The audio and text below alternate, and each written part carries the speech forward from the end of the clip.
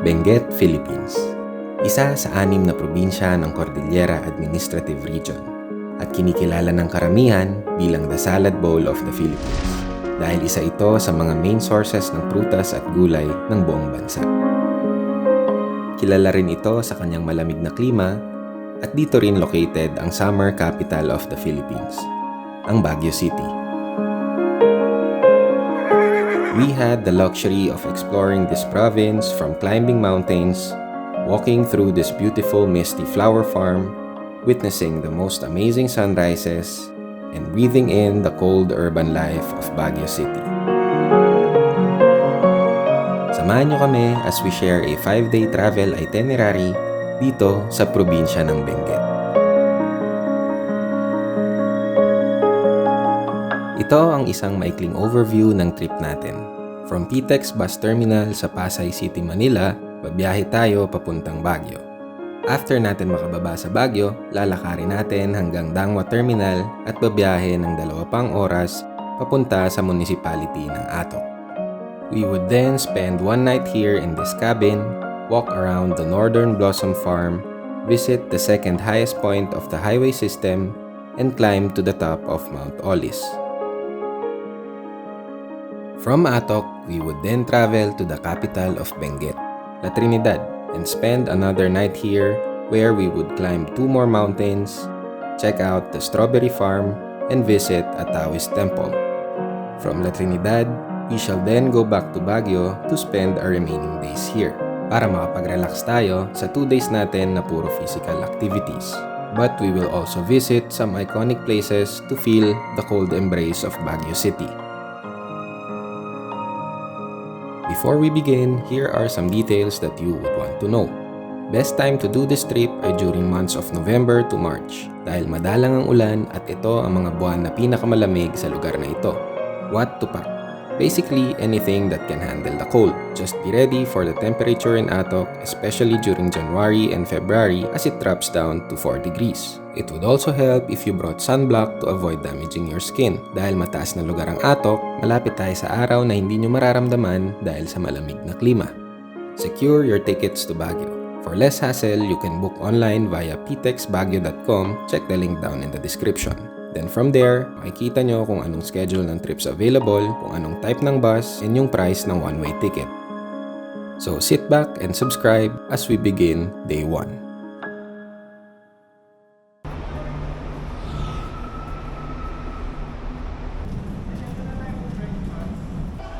Departing at 5 AM yung ticket na binook namin papuntang Baguio, Solid North, first class, which costed us 990 pesos at nabook namin siya via Klook. The bus was spacious and had a toilet. Yung biyahe namin ay umabot ng 5 hours at naka-touchdown kami sa Baguio ng around 10:20 AM. Pagbaba namin ng bagahe, naglakad na kami papuntang Dangwa Terminal kung saan sasakay ulit kami papuntang Atok. There are 2 transport options available papuntang Atok, isang bus at isang van. Sakyan nyo na lang yung mga biyaheng papuntang Sagada or Sayangan. Pwede nyo ring sabihin na lang sa dispatcher na papunta kayo ng Northern Blossom Farm at isasakay nila kayo. This would take 2 hours non-stop zigzag na daan, kaya if you suffer from motion sickness, baon ka bonamin. But in exchange, the views outside are simply amazing. Pagdating ng Sayangan, magpababa kayo sa mismong town proper sa tapat ng police station. Katabi lang niya yung tourism office kung saan tayo magre-register and magbobook ng tour. We spent 2,200 for the tour and 900 sa transpo within Atok dahil medyo malayo yung binook namin na bahay. And if you want a kind and reliable driver, hanapin nyo lang si Kuya Charles. Details down in the description. Matapos namin mag-register at mag-book ng tour, kumain na rin muna kami ng lunch dito sa Marosan Restaurant bago kami nagpatid kay Kuya Charles papunta sa cabin namin.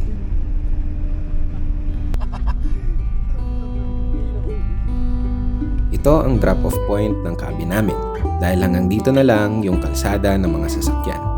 Dito pa lang ay bumungad na sa amin ang napakagandang scenery at napakalamig na klima. Medyo mataas pa yung kailangan namin akyatin para makarating sa cabin. But in our defense, this is one of the best, if not the best, place to stay in Atok if you're traveling in a group.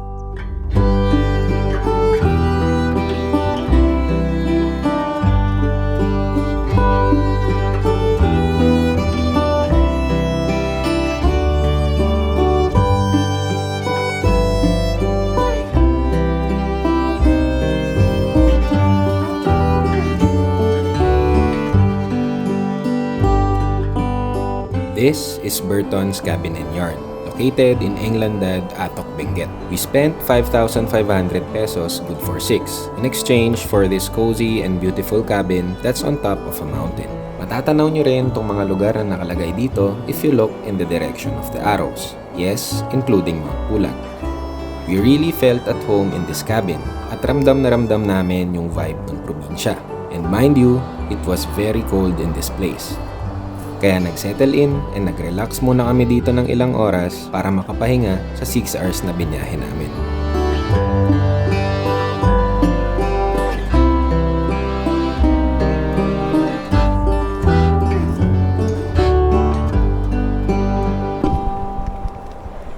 So nagpasundo kami kay Kuya para pumunta dun sa Northern Blossom kasi medyo malayo.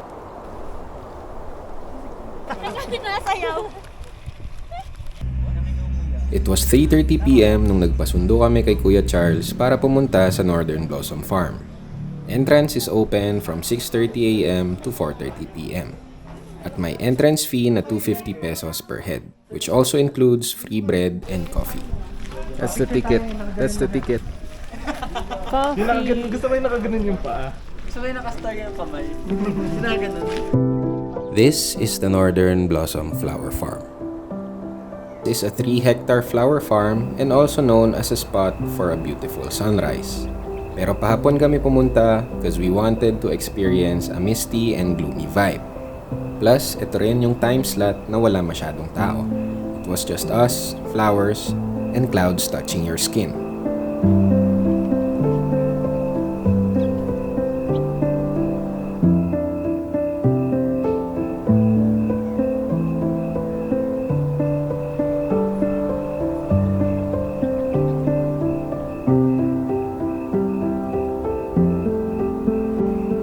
This place is definitely one of the prettiest I've seen.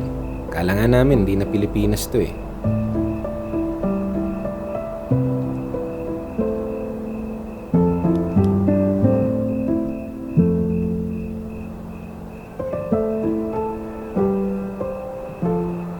We stayed here until dusk with fresh cold air in our lungs, and the gloomy vibe really seeps into your soul.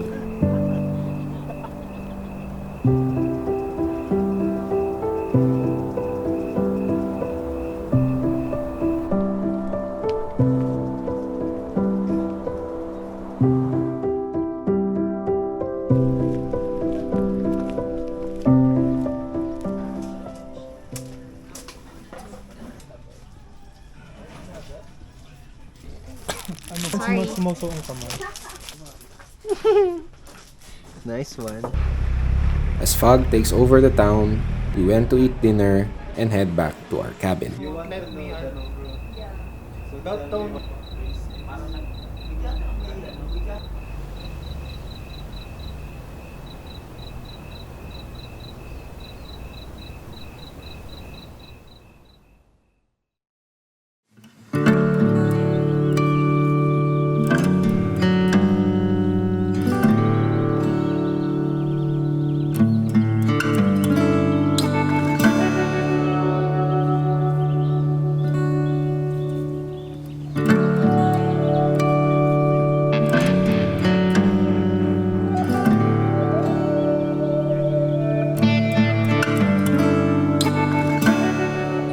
Grabe lamig no?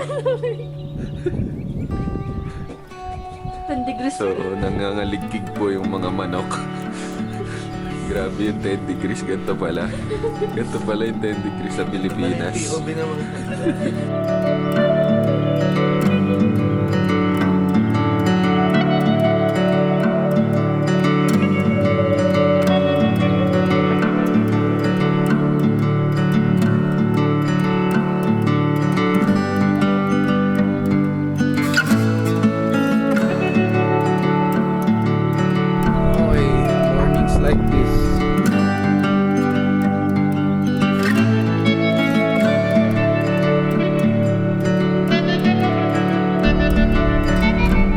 Proceed kami sa tour namin at 7:30. And first up, the second highest point in the Philippine highway system.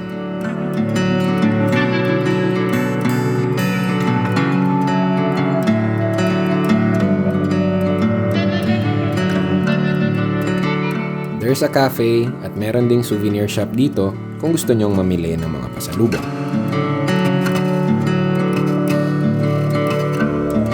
We then headed to the jump-off point of Mount Olis. May registration fee na 10 pesos per head.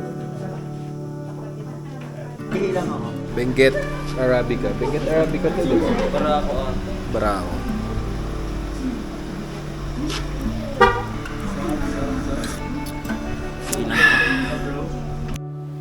This would take 10 to 15 minutes until you reach the top, where you can have a glimpse of the Cordillera mountain ranges.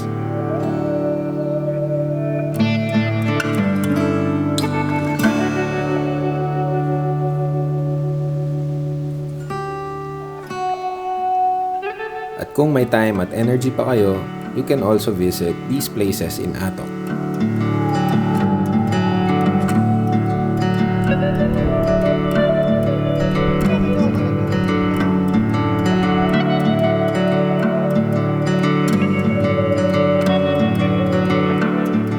We hated to say goodbye to this place. Pero let's head to our next destination.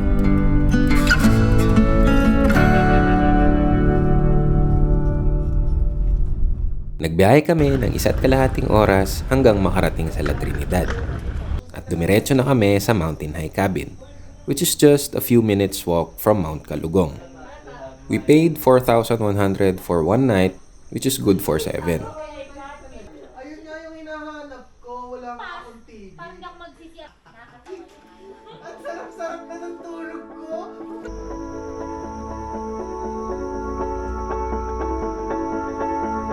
Matapos namin makapahinga at makaligo, umakyat na kami sa quote-and-unquote to the moon, which is just beside Mount Kalugong. Almost same lang naman yung makikita nyo with Mount Kalugong, since nasa isang area lang sila. Your choice na lang kung dito or sa Mount Kalugong yung trip nyo.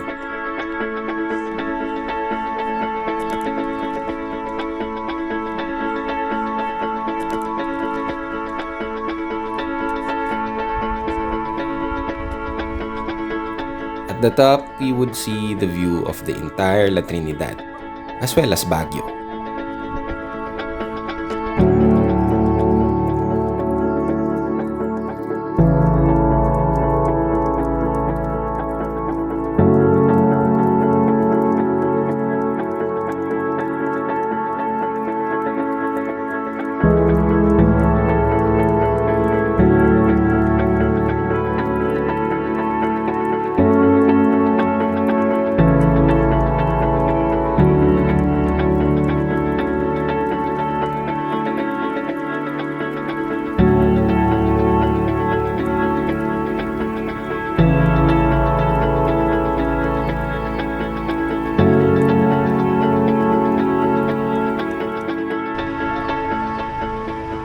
After sunset, we then ate our dinner sa Taste and Cups and headed back home.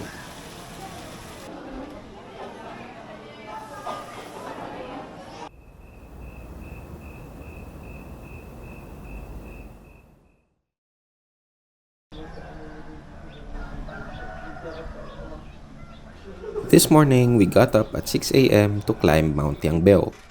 A vehicle is also provided by the cabin and we were paying depende sa layo ng pupuntahan namin.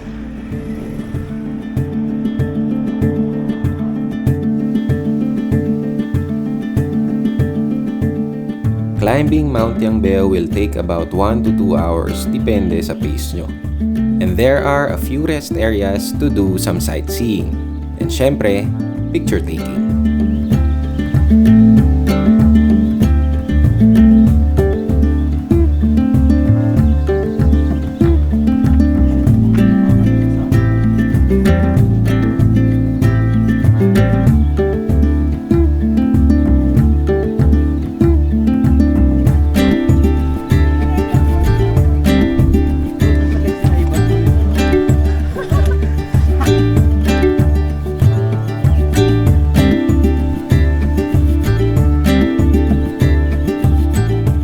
Once you reach the top, you will be greeted by a vast grassland, which gives you a panoramic view of La Trinidad.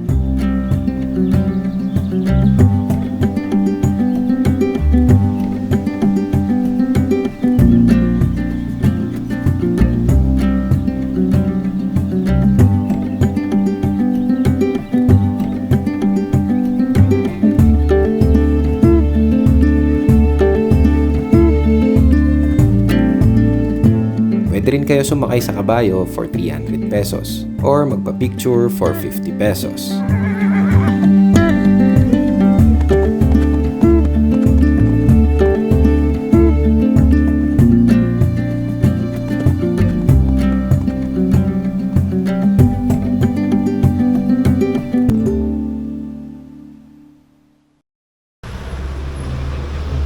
Our next stop will be the strawberry farm. It's basically a local marketplace kung saan makakabili kayo ng mga souvenirs aside sa mga murang prutas at gulay.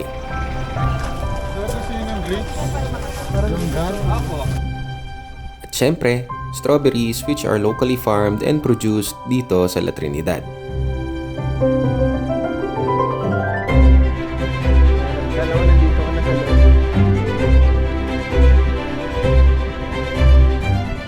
Meron ding mga karinderya if di pa kayo nagla-lunch.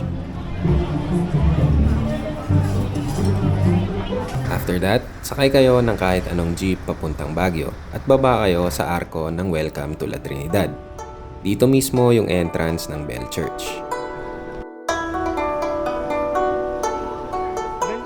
It's a Chinese temple built during the 60s by Chinese immigrants from Canton, China. It's on top of a hill and a great place to explore and relax.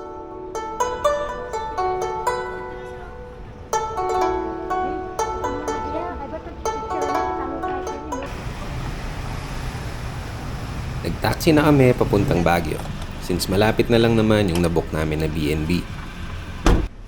This one costed us 4,500 per night for 7 packs, which was worth it kung ako tatanungin. It was clean and just refreshing, fitting for a staycation place. Hi. Girl, you just...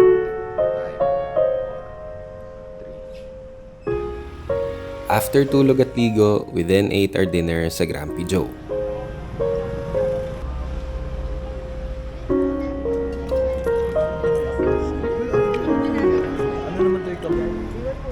We then headed to Baguio Night Market, which by the way, only opens at 9 p.m. Marami kayong mabibili dito. Damit, laruan, accessories, you name it.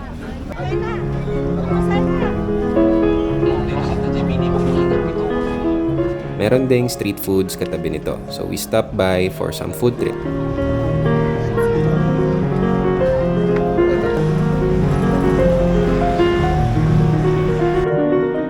After nun, naglakad-lakad na lang kami sa Session Road at nakijump pa yung isang kasama namin. It's only not to touch the light. I never thought that you would be the one.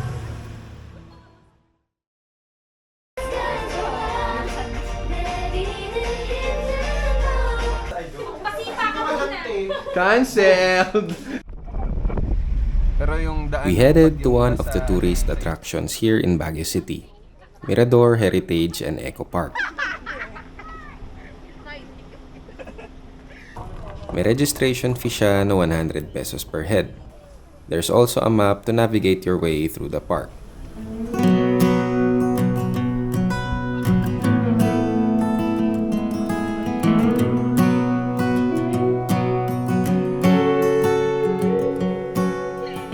It's a park that covers 5 hectares of different sections and attractions, which gives you a glimpse of the valley.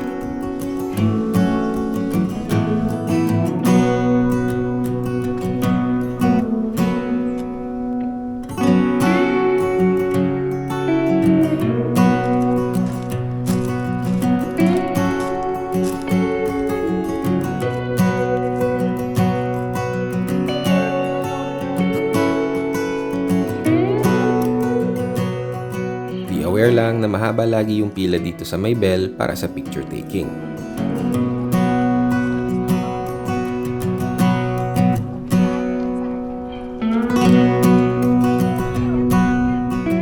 There's also the Lourdes Grotto and a chapel if you want to offer a prayer and pay your respects.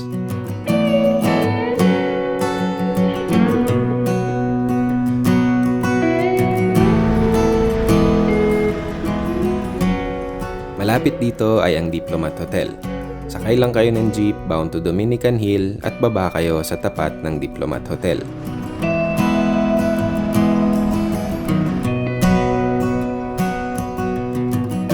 May entrance fee siya na 20 pesos. You may have seen this place sa horror stories or kung saan man. This place has a lot of history starting from the 1900s. Do your research na lang kaysa magtakutan pa tayo dito. At the back, there is also a quiet and scenic place kung gusto nyong tumambay.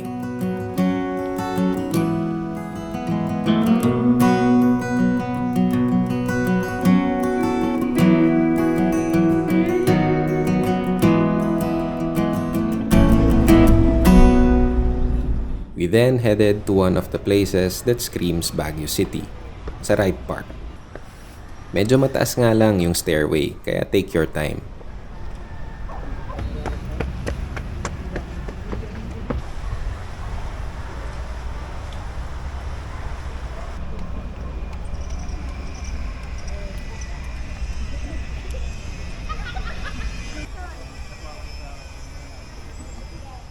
I also did a street photography video sa Session Road and Burnham Park. Check nyo na lang yung link sa upper right.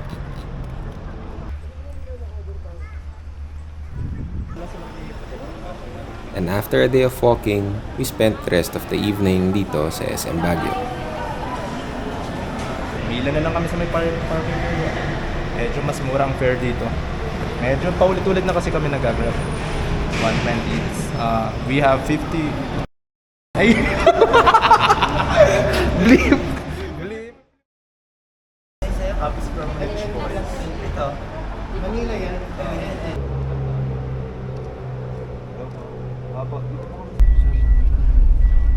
We watched our last sunrise in this province dito sa Mines View Park. May entrance fee siya na 10 pesos per head. In exchange for an amazing view where the sun rises from the mountains. Wala yung mga halaman. Wala yung mga halaman.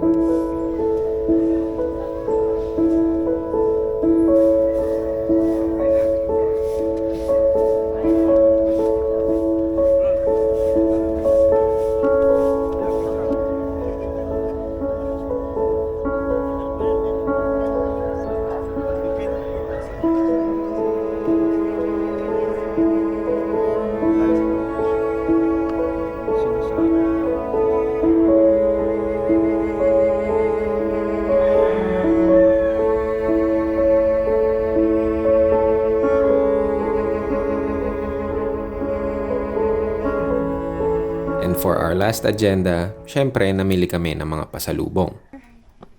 Parsley, thyme. Pasalubong reveal! This was but a glimpse of the attractions here in Baguio City. Kung marami pa kayong time, you can also visit these places. Pasalubong reveal. Sino nanalo? But for us, we spent our remaining hours dito sa B&B. Get some rest. I'm by your side. This trip was definitely one for the books. And as always, salamat sa lahat ng nakisubaybay sa amin. Give a thumbs up if you liked it and subscribe if you loved it. Until our next trip, maraming salamat po.